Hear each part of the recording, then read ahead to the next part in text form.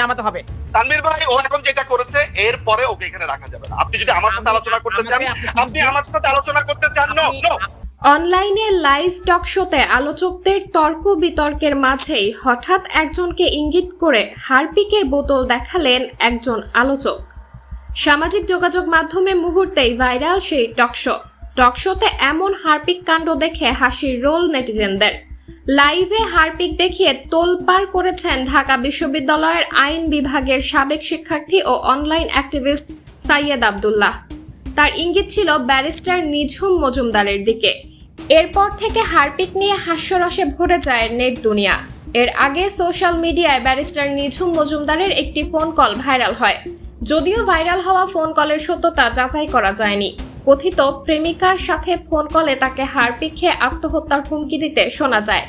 এই ঘটনার পর থেকেই তাকে কটাক্ষ করে হারপিক মজুমদার নামে অভিহিত করে থাকেন নেটিজেনরা।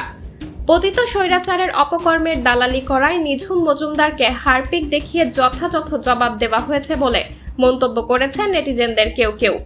গত 15 জুলাই কোটা সংস্কার আন্দোলন ঘিরে ঢাকা বিশ্ববিদ্যালয়ে শিক্ষার্থীদের ওপর হামলার ঘটনায় শেখ হাসিনা, ওবায়দুল কাদের, মোহাম্মদ আলী আরাফাত ও মহিবুল হক চৌধুরী সহ 391 আওয়ামী লীগ ও ছাত্রলীগের নেতাকর্মীদের সাথে একই মামলায় নিঝুম মজুমদারকেও আসামি করা হয়।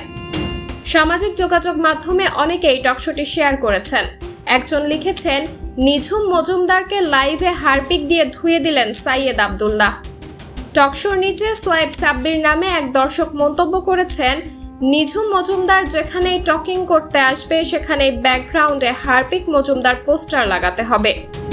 মুজাহিদুল ইসলাম লিখেছেন, আমি নিঝুম মজুমদারের অনেক টকশো দেখেছি। উনি প্রায় সময়ই উত্তেজিত হয়ে ওঠে, পাশাপাশি মুখে অশালীন ভাষা ব্যবহার করে। একজন শিক্ষিত লোকের ভাষা এইরকম হওয়া কি ঠিক? সাবরিনা জলিল, সবার কথা।